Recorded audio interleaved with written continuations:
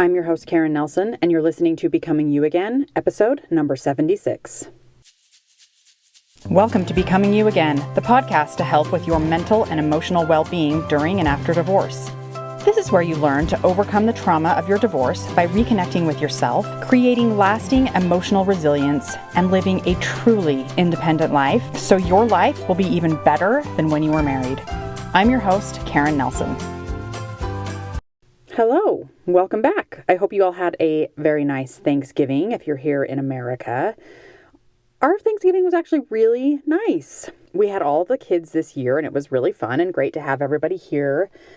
We did all of the normal things that you do on Thanksgiving, right? You make the turkey. We like to make these delicious stuffed mushrooms and a homemade cheese ball that the recipe has been in my family for years that we love. And we made that and all of the other traditional things, you know. So all of the previous Thanksgivings, when I have made the turkey, I've wanted it to be delicious and moist and really yummy, like a really delicious turkey, mostly that is moist. And I have read all of these things that say that you should brine your turkey. So I've always done a brine, a different kind of brine. I think I've tried many different kinds over the years. And this year I was like, I'm not brining it. I don't want to. It's a lot of time. I don't have the time. I don't even want to put any thought into cooking the turkey other than it's going to thaw and then I'm going to get it out that morning and, put it in the turkey roaster and it's fine. So I didn't brine it, got it out, looked online, found a very quick, easy rub that I could put on the turkey after I coat it in butter, right? And it was all of the spices and herbs that I already had in my kitchen. So I just mixed this rub together, put it on top of the turkey, put the turkey in the roaster and cook it. And I am not kidding you. This is literally the best turkey I have ever made. It was the most moist, the most delicious turkey we've ever had. So I've just decided that I am not ever brining a turkey ever again. How was your day? I would love to hear. Come and send me a DM on Instagram at Karen Nelson Coaching. Let's talk. Tell me how your day went. I would love to hear. All right. So on to today's topic, which is letting go of the past. When we are struggling with something that has happened in our past and we can't seem to let go of it or move on from it, it's usually because we believe that this thing shouldn't have happened. Or we tell ourselves some kind of story like, I should have known better, or I should have left sooner, I should have done something different to prevent this. It usually involves this word, should, right? This word, should, can be such a poisonous word when we use it against ourselves and when we use it against others as well. Like they should be different. They shouldn't have done that. They should act differently. But it's this belief in this word that is keeping us stuck in replaying our past and not being able to move on with our life. And I'm going to point out all of the ways this shows up in today's episode. And I'm going to use an example from my own life. And this example doesn't have anything to do with divorce. Although I know this is a divorce podcast. I know why you're all here. But I want you to see it from a different story so that you can see that this is showing up in our lives in so many different ways. But then I want you to take the things that I am teaching you as we go through this episode and use it on any past story that you are struggling moving on with. It can be your divorce. It might be something else. You can use it on any story about your past that you just can't let go of, that you feel like is keeping you stuck, okay? So a few years ago, I had been asked to speak at a single women's retreat that was at Sundance. And Sundance is in Utah. You've probably heard of the Sundance Film Festival.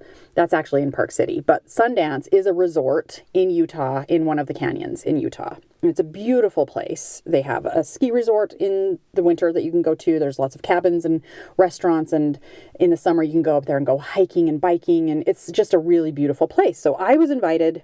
This was February in Utah. I was invited to go speak at this women's retreat. And I was speaking at like 10 in the morning. So I left my house that morning. I live about between an hour and a half away from Sundance.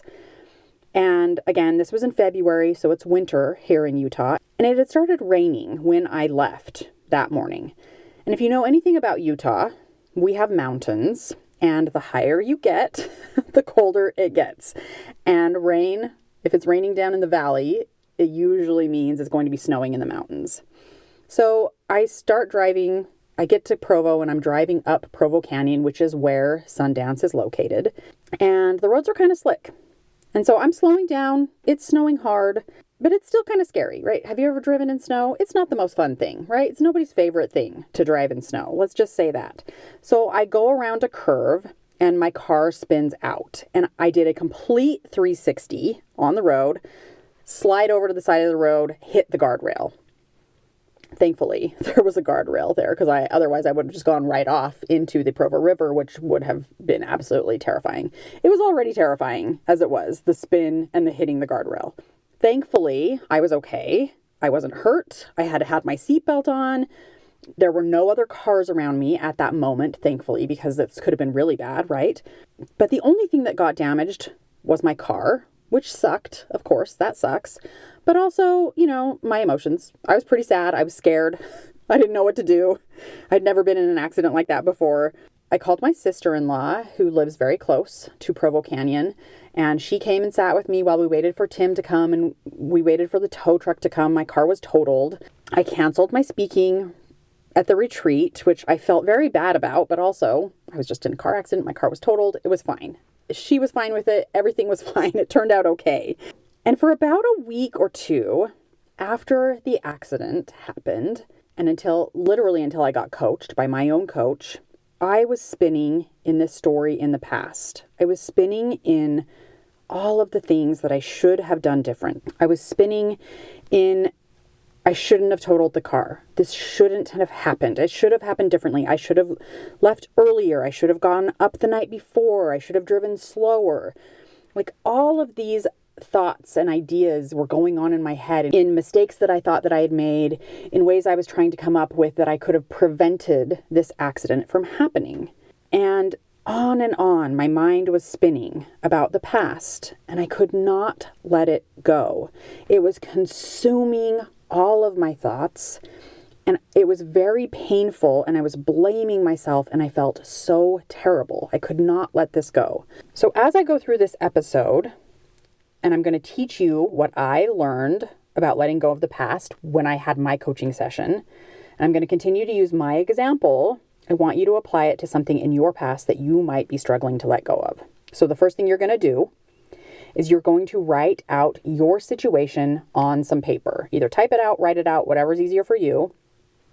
Then I want you to go through it and either underline or circle everything that is a fact. So with my situation, as the example, some of the facts are, I was scheduled to speak at a retreat at 10 a.m. at Sundance. It was snowing. I was driving 40 miles an hour. My car spun and hit a guardrail. Those are some of the facts. There's probably a few others in there that I could pull out, but those are some. So that's the idea. You want the facts, and then everything else that I told you in my story about my situation were thoughts. Or meaning that I was giving to it. But I want you to do this exercise because you will be able to see what the facts are. And when you can separate the facts from your thoughts, that is going to help you take out so much of the drama that is attached to your story. That is always step one of being able to let go of the past, is we have to be able to separate the facts from the drama that our brain is adding to the facts, okay? And by the way, when you do this, I don't want you to start judging yourself that you're being dramatic about your story. It's fine. This is a human trait. We're all dramatic in our stories. In the meaning that we make about things, we create drama, and it's totally fine. This is not a bad thing. It doesn't mean that you're bad. It doesn't mean you're doing something wrong. It doesn't mean that you are wrong. But I want you to see that it is the drama that is causing a lot of the pain and the suffering and the spinning that you are feeling when you think about your past. So this act of becoming aware of the story that you're telling yourself is really important for your own healing. So after you do that, I want you to kind of notice where you're telling yourself the story of should. I told you some of my shoulds, but write out any sentences that are going on in your head where the word should is involved. I should have driven slower. I should have left earlier. I should have gone up the night before. I should have known better than to drive in the winter weather. I should have canceled once I saw the weather. I even had a story where I was believing that I'm just not a good driver in snow. And on that thought, there was kind of this thought in parentheses, as my coach likes to call it. I'm not a good driver in the snow, parentheses, and I should be, close parentheses, right? Sometimes we have thoughts like that where like, I'm not good enough and I should be, or I'm not good at this thing and I should be. So that's where you can kind of take a look at what are these ideas of should that I'm telling myself in this story that I've got going on about my past. So notice where that is happening for you and write those out. After you've written out your sentences of should stories, just pick one. We're just going to work on one sentence, one thought, one story that you're telling yourself about your past. It doesn't matter which one you pick because they're all kind of leading you to feel something similar in the end. And when we can change one thing about our brain, it usually will trickle down into the other areas. So we just have to pick one. Okay? We don't have to try and change them all or work on them all. Pick one. And when you think that sentence, that thought in your head, how does it make you feel? I'm going to go into this in more specifics in a second, but I don't want you to get confused when I ask you how you feel, because our society gets very confused about this idea of how you feel. Our society has taught us that when someone asks us how we feel, we give them a sentence. But that is not what a feeling is. A feeling is a one-word descriptor of what's going on inside your body. So, for example, if I use the sentence, I should have left earlier, that's one of my shoulds, right? I should have left earlier. And if I use society's way of answering the question, how do I feel when I think that, it's going to turn into a battering ram of thoughts in my brain where I'm beating myself up. So if I think I should have left earlier, and then someone says, how does that make you feel? Well, I feel stupid that I didn't decide to leave earlier. Or I feel like anyone who was smarter than me would have looked at the weather and concluded that it was going to be snowing in the canyon and probably leaving earlier would have been smarter. Or I feel like I made a huge mistake in even going in the first place. So even though the words I feel are in those sentences, those are actually sentences. They are not feelings. They're just more stories, more meaning that I'm using to fuel my story that I should have done something different, that I should have been different in some way. Okay? So I just want to make that distinction. So instead, when you think about the sentence that you've chosen, what is the one word descriptor that you feel? When I think I should have left earlier, I feel inadequate. What do you feel when you think about the sentence that you picked? Write that down. The next thing I want you to do is focus on the actions that you do or don't take when you feel that emotion inside your body. Now remember, I had been spinning in my should story for about a week or two until I got help from my coach. And every time I thought about how I should have left earlier, I would then feel inadequate. But I wasn't feeling inadequate about my past. I was feeling inadequate in my life right then in the present moment. Because we don't feel feelings from our past. We can only feel what's happening in our bodies right now in the present moment. So feeling inadequate every time I think about that and spin in that thought was showing up with everything that I was doing in my life at that time. Inadequacy is a sister emotion to shame, and shame makes you want to hide. Shame makes you believe that you are wrong, that you are bad, that you're not enough in some way. So I did a lot of hiding over those 2 weeks. I didn't show up for my business in the way that I normally would. I didn't do any marketing. I didn't do any teaching. I wasn't reaching out to potential clients. I wasn't coaching my clients in the way that I wanted to because I was holding myself back from being fully authentic with myself and with them.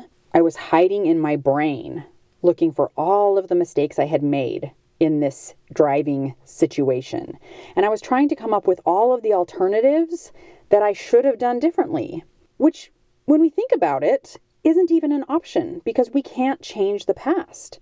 And yet knowing that, understanding that we can't change the past, definitely didn't stop me from trying to change this feeling of inadequacy.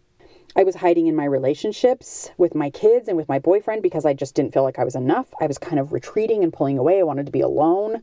I didn't want to talk to them about what was happening in my head and how bad I was feeling about myself. And I was constantly looking for more evidence in my past, in other situations, of other times that I felt inadequate. And then I would just add those to my memory filing cabinet that I was keeping in my head of how inadequate of a person that I truly am. And I was using all of that as evidence to continue to prove my story that I should have been doing something different. I'm inadequate. So think about this in terms of your situation. When you think about your should sentence, and then you figure out how it makes you feel, what do you do or not do when you feel that? And write out your actions, just in the same way I described to you what I was and wasn't doing. And what was really going on for me that I was able to see after going through this work with my coach was that I was continuing to make the story of the accident be present in my life all day long, every day for those 2 weeks. I was letting it affect me constantly. Now, this is important because when I say this result out loud, it seems really obvious. Right? I was replaying it in my head. I was continuing to live in it. I was making it present even though it had already happened. That seems very obvious. Like, of course, if you keep living in the past and replaying it and telling yourself that you should have done things differently, then of course you're continuing to let that affect you now. But even though it is very obvious to see, we don't often want to see it or can't see it when we're in that space. When we're doing it to ourselves. When we're in the middle of the spin and we're reliving the past and trying to change it in those moments, it's really hard to see that we're doing this to ourselves. It took my coach pointing it out to me. It was almost like I was taking off a pair of glasses that just couldn't see that obviousness of me recreating my past for myself right then. And I hope that this might offer you some peace to yourself of being able to remove those glasses and go, oh my gosh, yes, this is exactly what I'm doing. I'm recreating the past for myself right now by continuing to live in it, by continuing to create all of this suffering for myself. After you've done all of the work, and hopefully you come to this realization that the effect of this story and how you're feeling and how you're showing up in your life is having on your life right now, how do we let go of the past? Because we first need to be aware of it, right? Which is everything that we just did. So now what's the step to being able to let go of that story, to stop the spin, to stop letting your past affect you right now in your present? To be able to let go of the past, you have to be willing to stop believing that you should have done anything different than what you did. You have to be willing to step into acceptance that the past happened exactly as it was going to happen. And the way that we know that that's true is because it is what happened. It happened the way it did. The reality of my situation with the car accident is that I left when I left. I drove the speed that I drove. It was snowing. My car slipped on the icy road. I hit the guardrail and the car was totaled. It was always going to happen that way because it did happen that way. Byron Katie said, "When you argue with reality, you lose, but only 100% of the time." She's so right in that statement. When you argue with reality, you lose every time. And when we do that, when we argue with what actually happened, and we try and change the past, that is when we continue to spin and create so much pain and suffering for ourselves. So your only job here in being able to let go of the past becomes working on letting go of the story that it should have been different than it was. And I'm not saying this part is easy. and that you can just drop the story right away and then move on. I'm not saying that that is easy at all, because it's not. I think most of the work that we do when it comes to being able to evolve and being able to grow as humans is learning to let go of the stories that we're holding on to, that are keeping us stuck, that we're believing should have been different. For me, letting go of my story that I should have done it differently was a process.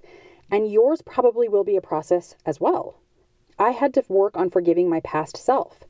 I was holding a lot of blame for her that she had done something wrong. But when I was able to think about my past in this different way and recognize that it was always going to happen this way, because it did happen this way, then I was able to stop blaming my past self, believing that I had done something wrong or that I could have prevented this in some way. I couldn't have prevented it. How do I know? Because it wasn't prevented. Because it happened the way that it did. Part of your process might involve some forgiveness for your past self.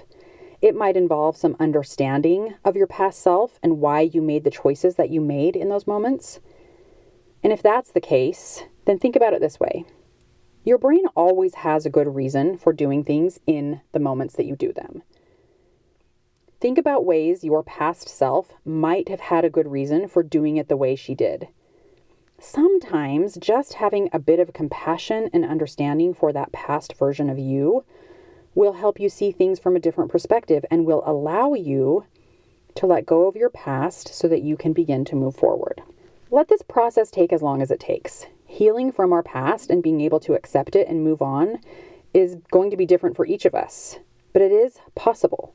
I promise you, when you can learn to accept what is and that it was always going to happen that way because it did happen that way, you will be able to slowly loosen your grip on the story that is keeping you stuck in the past, and you'll be able to finally let go of it and move forward from there.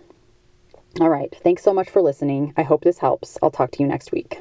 If you like what you're learning on the podcast and you're ready to create lasting change and results in your life, then you need to be working one-on-one with Karen as your divorce coach.